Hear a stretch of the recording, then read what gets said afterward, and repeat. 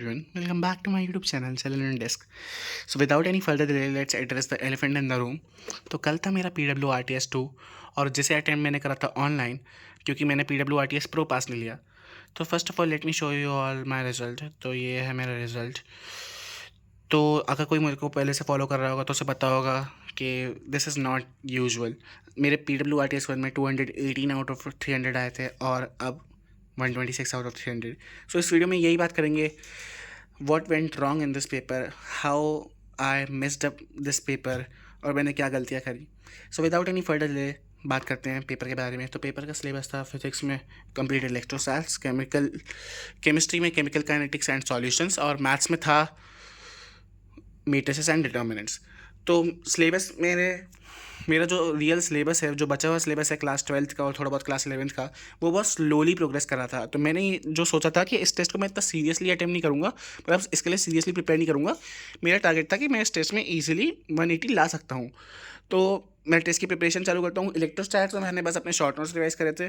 Chemistry में मैंने थोड़े बहुत PYQ लगा लिए थे क्योंकि सॉल्यूशंस तो पिछली बार भी आया था और केमिकल काइनेटिक्स मैंने अपने शॉर्ट नोट्स रिवाइज करा था. अब मेरे पे इतना टाइम बचा ही नहीं था कि मैं मैथ्स के लिए प्रिपेयर कर पाऊँ. तो मैंने क्या करा था, मैथ्स में मैट्रिसेस और डिटर्मिनेंट्स आ रहा है, ये दो चैप्टर मैंने क्लास 11th के एंड में पढ़े थे. तो दिक्कत क्या आई कि मैंने पूरी क्लास 12 में इनको रिवाइज नहीं करा है. तो मेरे को मैट्रिसेस करना था रिवाइज प्रॉपरली क्योंकि मैंने डिटर्मिनेंट्स पिछले आर टेस्ट के लिए कर लिया था, पर मेरे पे इतना टाइम ही नहीं बचा. तो मैट्रिसेस में मेरे बहुत सारे टॉपिक रिवाइज करना ही रह गए, जैसे एडजॉइंट, इन्वर्स और वो इक्वेशन वाला पार्ट मैं रिवाइज करके ही नहीं गया, जिसकी वजह से मेरे को बाद में फेस भी करनी पड़ी चीज़ें. तो अब बात करते हैं. मैंने पेपर स्टार्ट करा, कल 10 बजे पेपर आया, मैं 10 बजे स्टार्ट करता हूँ. फिजिक्स मेरी फुली प्रिपेयर थी, मैंने इलेक्ट्रोस्टैट्स पूरा पढ़ा था. अब पर मैं जैसे ही पेपर में जाता हूँ, आई स्टार्ट विथ फिजिक्स क्योंकि मैं थोड़ा कॉन्फिडेंट था इलेक्ट्रोस्टैट्स में. मैं 3 से 4 मिनट पूरा पेपर स्कैन करता हूँ और मेरे को लिटरली, मैं जब फर्स्ट व्यू देखता हूँ पेपर का, मुझे लगता है कि मुझे तो कुछ आ ही नहीं रहा है इसमें. मैं ब्लैंक आउट हो जाता हूँ लिटरली. और वही इस पेपर का टर्निंग पॉइंट था कि मैं स्टिक कर गया फिजिक्स में. देख ही जा रहा हूँ कि मेरे से नहीं होगा यार ये. फिर मैंने जैसे जैसे इजी क्वेश्चंस निकाले, फर्स्ट राउंड ऑफ फिजिक्स में मैं सिर्फ 6 क्वेश्चन कर पाया. और ये मतलब मेरे लिए बहुत शौक वाली बात थी क्योंकि अब हम पेपर से max to max 150 days around 4.5 महीने की दूरी पे है. और इस वक्त भी मैं अगर पेपरों में अच्छा स्कोर नहीं कर पा रहा तो आई वॉज लिटरली शॉक कि मैं इतनी मेहनत कर रहा हूँ, still why this is happening. तो यही रियलिटी चेक में पेपर के बीच में सहन नहीं कर पाया. फिर बाद में मैं केमिस्ट्री पे मूव करा. मैंने उसके थोड़े बहुत क्वेश्चन करे जो मुझे आते थे, पर मेरे बैक ऑफ द माइंड यही चला था कि मेरे से फिजिक्स सॉल्व नहीं हुई, जिसकी वजह से मैंने अपना केमिस्ट्री वाला सेक्शन ज्वाइन कर दिया. लेकिन मैथ्स में तो मैं अपना वही जितना मुझे आता था मैं उतना कर रहा था मेट. लेकिन बहुत से क्वेश्चन ऐसे थे डिटर्मिनेंट्स के भी कि मैं फ्रीज हो गया कि सिंपल सिंपल नॉर्मल डिटर्मिनेंट्स के क्वेश्चन करने में भी मेरे को कर 1 से 1.5 मिनट ज़्यादा लग रहा था क्योंकि I was literally mentally broke in this paper कि मेरे से क्यों नहीं हो रहा ये सब. मैंने 1.5 साल जितनी भी तैयारी करी है, अपना बेस्ट तो नहीं दिया, पर ऑलवेज मैंने हमेशा किसी दिन मक्कारी नहीं करी, भले ही थोड़ा पढ़ा हो, पर मैं पढ़ता हूँ डेली. तो यही मेरे को बहुत कल पेपर ने शौक दे दिया, बट इट्स ओके. कल तो मैं डर भी रहा था ऑनेस्टली कि मुझे ये वीडियो बनानी भी चाहिए नहीं. लेकिन फिर मैंने सोचा all there are always two faces of the journey. if I have shown you the rising face, it's my duty to show you the declining face also. और अब ये मेरे को एक पॉइंट भी देता है प्रूव करने को, सबसे पहले तो खुद को और दूसरा आपको, क्योंकि आप तो मुझे, जो लोग मुझे स्टार्टिंग से फॉलो करते हैं उनको पता है कि I have much more potential than these marks and I will prove that too in PWRTS 3. और वो तो बल्कि ऑफलाइन होगा. सो इस बार टेस्ट को अच्छे से सीरियसली लेंगे, अगले संडे पेपर को अच्छे से देकर आएंगे और मेहनत करेंगे यार. और बात करते हैं तो यही था, मैंने एनालिसिस कर लिया और मुझे बहुत लोगों ने रिजल्ट बताया अपने यार 180 220. I am so happy for you. अब ऐसे ही मेहनत करते रहो, ऐसे ही अच्छा स्कोर करते रहो.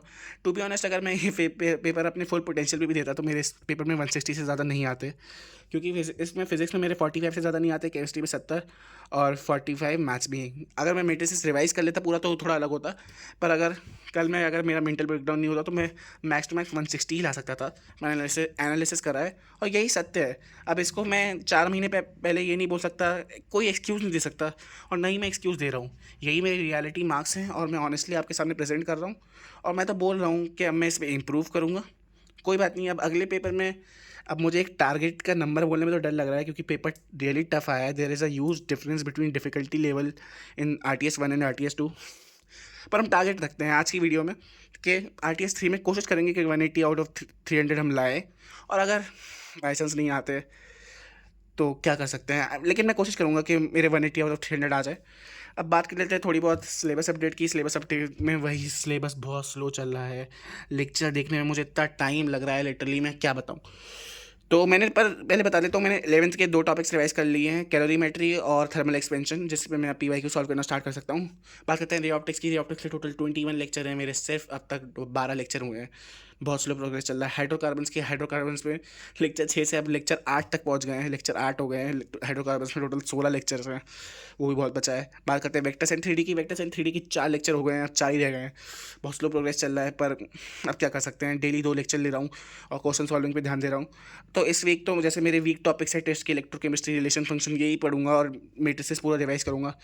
तो 2 लेक्चर लूँगा। सिलेबस थोड़ा, जैसे 15 अक्टूबर की डेडलाइन थी, उससे धीमे धीमे पहुँचते पहुँचते 25 अक्टूबर हो रहा है, पर करना पड़ेगा। अब संडे को 3 लेक्चर लेने पड़ेंगे, या फिर हफ्ते में 3 दिन 3 लेक्चर और 3 दिन 2 लेक्चर, ऐसे करना पड़ेगा।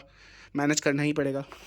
आपके कितने मार्क्स आए वीडियो के, कमेंट्स में कमेंट करना अपने मार्क्स।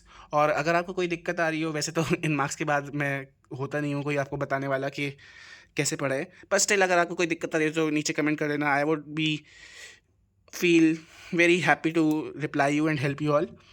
तो मिलते हैं अगली वीडियो में। अगली वीडियो में अपना टेस्ट प्रोग्रेस ही बताऊंगा और सिलेबस प्रोग्रेस बताऊंगा। अगली वीडियो मोस्ट प्रोबेबली पेपर से एक दिन पहले, फ्राइडे या सैटरडे को आ जाएगी। तब तक के लिए अपना ध्यान रखो, पढ़ते रहो, मेहनत करते रहो। हम मिलते हैं अगली वीडियो में, तब तक के लिए bye bye and thanks for watching.